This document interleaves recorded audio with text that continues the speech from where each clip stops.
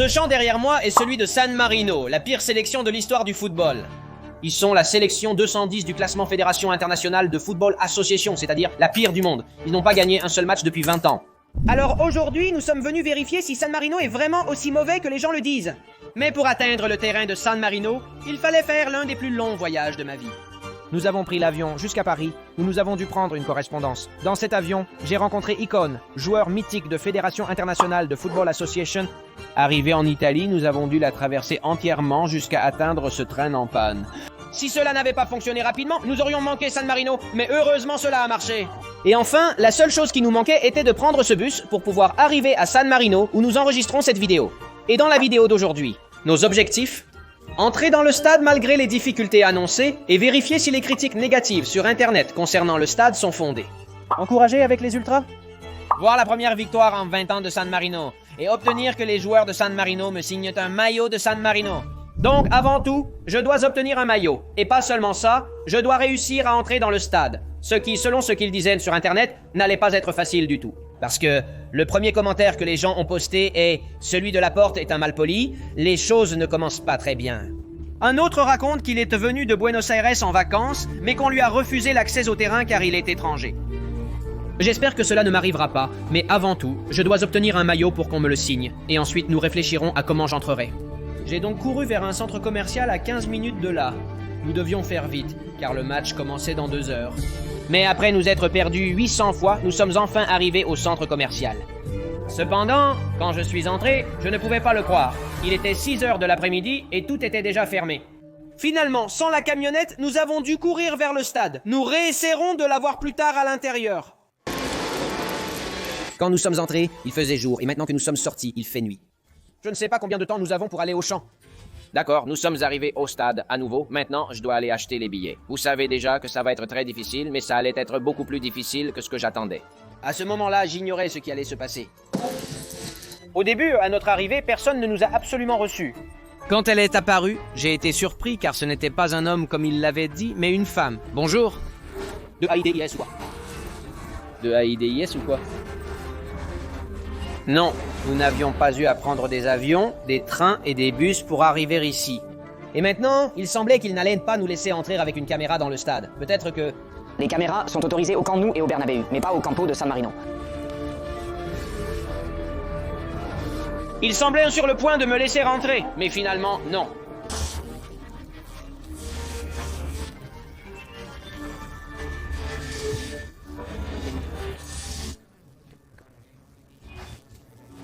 Les responsables du terrain sont venus et je leur ai expliqué que je n'allais pas filmer le match en direct. Je venais simplement pour me filmer et un peu du match. Mais finalement, j'ai dû renoncer et la condition qu'ils m'ont donnée pour pouvoir entrer dans le stade était de laisser la caméra là-bas. Malgré toutes nos épreuves, le moment était venu d'entrer dans le stade.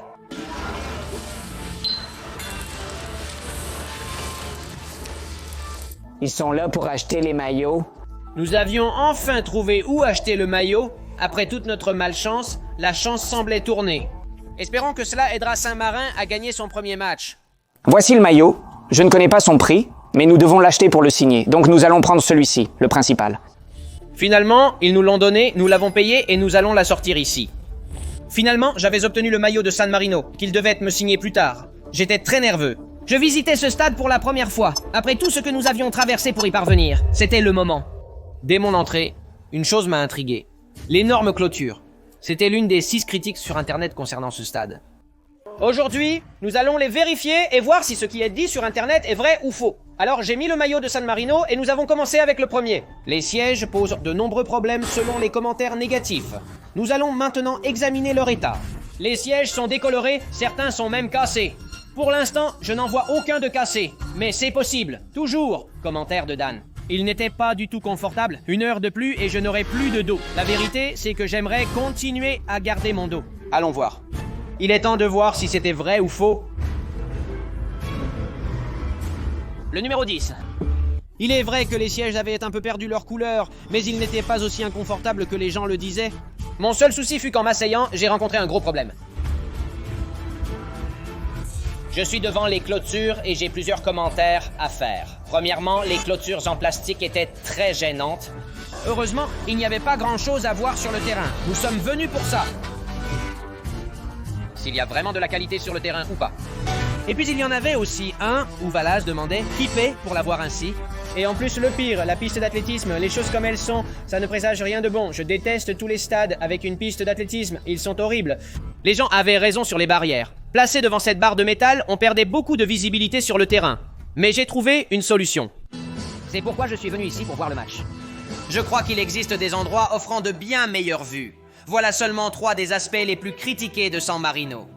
Un autre point était la passion pour le plastique. Cependant, il semblait que tous les sièges du stade étaient libres pour nous.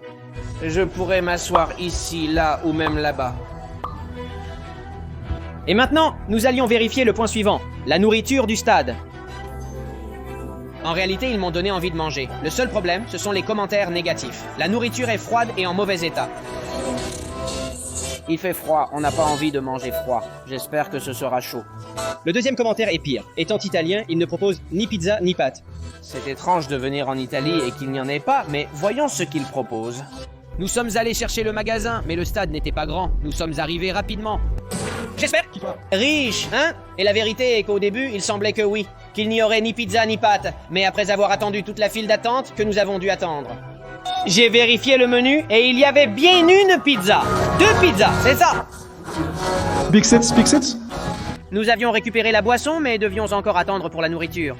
Après 5 minutes d'attente, la pizza basique tomate et fromage est arrivée. Il n'y avait pas de pâtes, mais nous allons quand même l'essayer. Ce n'est pas mal. Ce n'est pas mal. La vérité est que dans ce cas, les commentaires étaient assez mauvais. Parce qu'il y avait bien de la pizza, et en plus la nourriture n'était pas du tout froide, elle était plutôt bonne. Donc je dois lui donner 4 étoiles sur 5. Alors que je terminais ma pizza, j'ai commencé à regarder l'échauffement de San Marino. Les échauffements du Barça, du Madrid, du Manchester City, de l'Inter, de Milan sont très célèbres. Ils les passent tout le temps à la télé.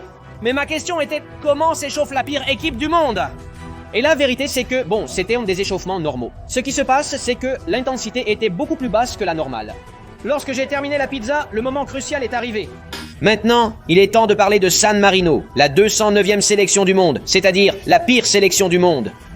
Il a joué de nombreux matchs, mais n'en a remporté qu'un seul, 1-0 contre le Liechtenstein. Depuis, il n'a plus gagné, et aujourd'hui pourrait être le jour décisif. Cela fait 20 ans depuis sa dernière victoire. C'est pourquoi il est crucial qu'il gagne ce match. Et l'adversaire contre lequel il jouait était Saint-Christophe et Nieves, qui était au numéro 147 du classement Fédération Internationale de Football Association, bien au-dessus de Saint-Marin. Jusqu'ici, son historique de match était affreux. Jusqu'à présent, il n'a gagné qu'un seul match, a fait 8 matchs nuls et a perdu 192 matchs. Il y a quelques années, sur ce même terrain, l'Allemagne, vainqueur de la Coupe du Monde 2014, leur a infligé un 13-0. Le terrain qui est là derrière... Cristiano Ronaldo a joué sur ce terrain inhabituel. Voici l'équipe alignée par Saint-Marin que nous comparerons avec le classement Fédération Internationale de Football Association. Nous allons nous concentrer sur 3 joueurs, dont Fabri, le défenseur central, qui a une moyenne de 31. Nous suivrons Golucini, le capitaine et milieu de terrain, qui a une moyenne de 38 tout au long du match. Je me demande ce que cet homme a fait pour avoir une moyenne de 38. Enfin, à l'étoile de l'équipe, Berardi, celui que tout le monde connaît, pas l'italien. Non Berardi. Celui de San Marino avec une moyenne de 51. Nous suivrons l'équipe de Saint-Marin tout au long du match pour évaluer leur niveau réel. Ensuite, comme Maldini, je devrais les noter à... Ça va être difficile de parler de la moyenne de jeu des joueurs. En réalité, je souhaite que certains d'entre eux restent à 0. Les fans de San Marino, célèbres mondialement, sont présents dans les bons et les mauvais moments. Mais cette équipe a tendance à connaître plus de mauvais moments. Ensuite, nous allons venir les encourager avec eux. C'est pourquoi le match d'aujourd'hui était si important. Si San Marino remportait la victoire, il mettrait fin à une série de 20 ans et plus de 100 matchs perdus d'affilée. Enfin, les joueurs de San Marino sont entrés sur le terrain. Allez, San Marino, allez! Et au début, je pensais que c'était l'hymne de San Marino. Allez! Allez. Ah, ce n'était pas l'hymne. La vérité, c'est que je ressentais beaucoup l'hymne de Saint-Marin. Après tout, nous sommes tous de Saint-Marin. Enfin, il s'approchait des joueurs où j'ai vu les 3 que nous allions suivre. Fabri, le capitaine, et Berardi, le bon. L'équipe adverse était prête à entrer sur le terrain. Ce jour pourrait marquer l'histoire du football. Dès le début du match, j'ai remarqué la performance des 3 joueurs, avec le capitaine à la tête de l'équipe de San Marino. Ensuite, Fabri sortait le ballon d'en bas, et Berardi y ajoutait sa touche magique. Il était doué. Au début, en arrivant,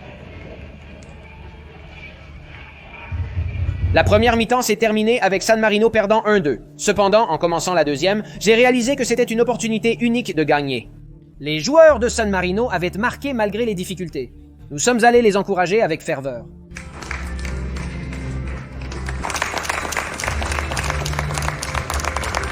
Malheureusement, il semble que les joueurs de San Marino ne m'aident pas suffisamment en ne m'écoutant pas assez. Et dès le début de la deuxième mi-temps, ils ont marqué un but. J'étais dévasté! C'était l'une des occasions les plus évidentes en 20 ans pour l'emporter. Et pour être honnête, les joueurs de San Marino en personne ne semblaient pas aussi mauvais qu'on me l'avait dit. Précisément les joueurs auxquels nous comparions les compétences. Je donnerais une moyenne de 45 à Fabri, 50 à Capitaro et Berardi semble être un très bon joueur. Il mériterait une carte argent avec une 71. Ce jour-là, j'ai réalisé que malgré leur faiblesse en défense, San Marino était plus qu'une simple équipe de football. Quand j'étais avec les supporters, j'ai été bien accueilli par des gens venant de toute l'Europe, notamment de Belgique, mais d'Allemagne, de France et d'Italie. Il ne s'agissait pas seulement de victoire ou de défaite, c'était bien plus que cela. Merci infiniment Sainte-Marie d'exister. Et si vous avez aimé cette vidéo, je vous en laisse une ici que vous allez aussi aimer.